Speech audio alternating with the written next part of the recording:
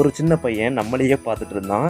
எவ்வளோ நேரம் போட்டாங்க அப்படின்னு பார்த்தீங்கன்னா 40 நிமிஷம், கிட்டத்தட்ட 40 நிமிஷம் போட்டிருந்தாங்க. ஆரம்பிக்கலாங்களா?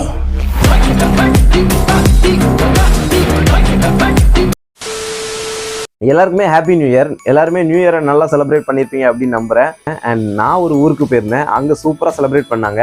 அதுதான் இந்த வீடியோவில் பார்க்க போகிறோம். இந்த வீடியோ ஸ்கிப் பண்ணாமல் பாருங்கள், முழுசாக பார்த்துட்டு உங்களுக்கு பிடிச்சதுன்னா ஒரு லைக் கொடுத்துட்டு உங்கள் ஃப்ரெண்ட்ஸுக்கும் ஷேர் பண்ணுங்கள். அப்படியே நம்ம சேனல் பிடிச்சது அப்படின்னா கீழே இருக்கிற சப்ஸ்கிரைப் பட்டன் அமைக்கிக்கோங்க.